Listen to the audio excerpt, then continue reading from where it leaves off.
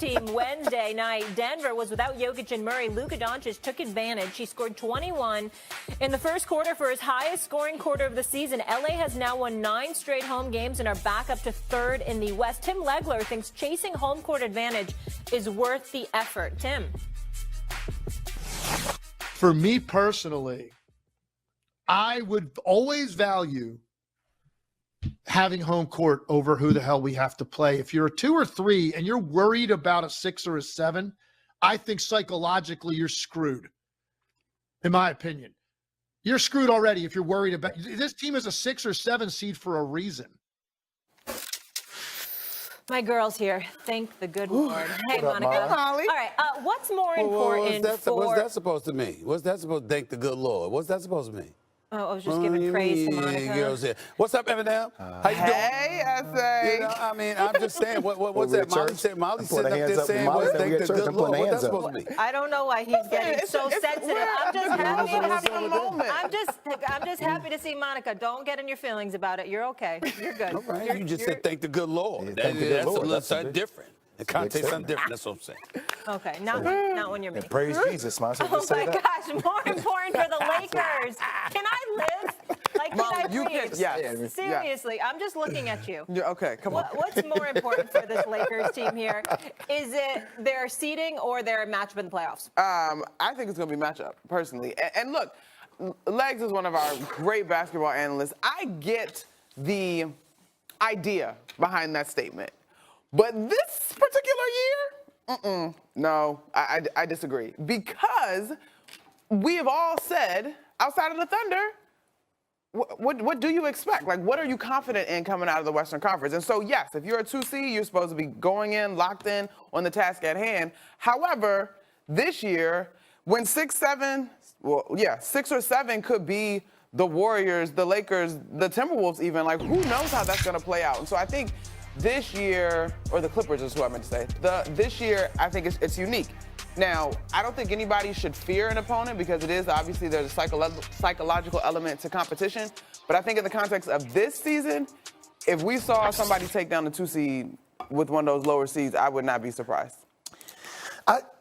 I hear you on the matchup talk, and I think that all makes sense. Okay. I'm going to bring you back to a little athlete thing that we used to say to each other all the time. All you can do is control the controllables, right? Remember how we used to say that all the time? Yep. And what's uncontrollable right now is the way all these seeding things are going to play out over the next 14 games. I don't know. Yep. But I do know if I'm the Lakers, I'm chasing that 2 seed. I am avoiding OKC at all costs until we get to the Western Conference Finals. I'm also, depending upon where Denver is, I'm trying to avoid them too.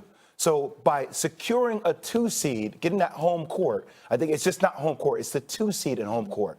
To me, I think that gives me the best shot of getting to the NBA Finals. Because I'm not trying to play OKC. And actually, even though I know they beat Denver when the Joker and Jamal Murray were playing, I would try to stay away from that. I would rather have those 2 teams play and we meet the winner of that in the Western Conference Finals. Got it. Okay, That's how I would go about it. All right, so I guess when I answered this question, I assumed they would just play it out. So the matchup is more interesting to me. But I agree with you. Like, you play. Get to the 2. Stephen A? Here's the deal, y'all. When we think about seedings, ultimately everything comes down to matchup, right? You're a 2 seed, you go against the 7. Right. You're 1, you go up against the 8, et cetera, et cetera. So to me, it's one and the same, the seedings, right?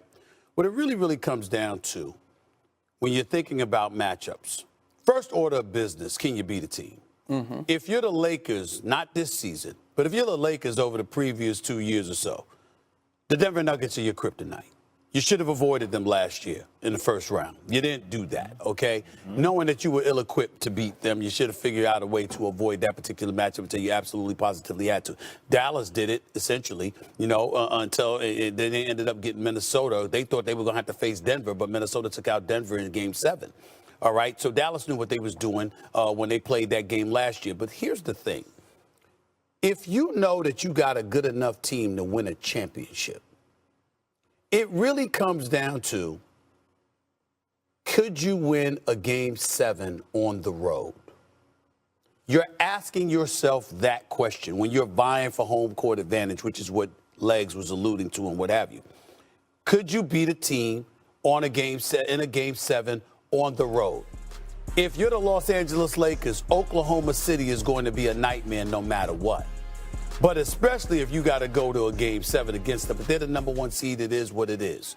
Anybody else, who do you think is going to be tough in a potential game 7? If you're the Los Angeles Lakers, you don't have to worry about that until the conference finals if you're the number 2 seed. If you're Houston or anybody else, you got to think about those things. I'm just saying we have to crystallize what the real question is for the audience out there when you talk about seedings and matchups, okay?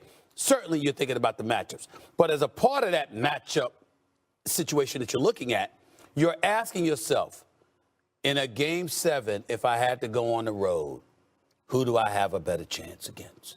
That's how really it goes, seriously. And then to me, if you're the Los Angeles Lakers this particular year, there's no one outside of Oklahoma that you should feel concerned about. If LeBron and Doncic is healthy in the lineup together with a Rui Hachimura back and you're fully loaded, I think the only team the Lakers have to worry about is OKC. I would agree with you, but don't you think it makes sense if you're talking about probability to you rather have that just against OKC, right? Like if I don't have to, I'm not trying to face anybody in a potential game 7 at their place. I'd much rather face them game 7 in my place. Of course. Right. Fair, of course. So That's a given. I guess the second layer to the question essay then is now we're talking strategy. Because I personally am not one to tinker with losses and all that, because you got, like you said, Jay, to start the conversation, control the controllable. That's win the games that are in front of you and put yourself in the best position possible. But I think we all agree in terms of it coming down to if you can get the 2 seed, get the 2 seed. Yeah, of course. If you can get the 2 seed, get the 2 seed. But as you're battling for it, when we bring up the word concern emanates from you potentially being on the road for game 7. Who is that going to be against? Yeah. All right. Meanwhile, tonight they host the Bucks, the LA Lakers. Good old Bucks. Not going so well. No, not at all. They need Portis back badly.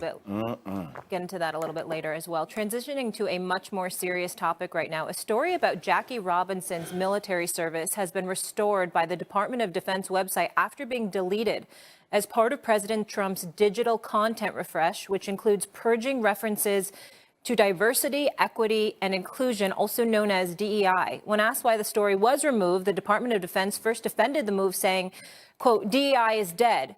In a second statement, the DoD acknowledged that in, quote, rare cases, some material may have been removed due to the search terms used in the process. Shortly after that, the story was back on the website. Stephen A., I present this to you. Do you think this was an honest mistake? No, I don't. I don't think it was an honest mistake at all. A matter of fact, I think that there's a few things, not many, not all, but there's a few things this present administration is not being honest about. And we have to call it like we see it. This effort, this concerted effort to eradicate DEI, as we all know. And one of the things is you've seen me, Molly, talking about politics. This subject intertwines politics and sports. So if we want to go there, let's go there. You know, they want to eradicate DEI programs and what have you. And what I've said to folks, particularly on the side of the GOP, is very, very simple. It's not so much that you want to eradicate DEI, diversity, equity, and inclusion programs. I'll let somebody else argue on behalf of that. What I like to focus on is how dare you try to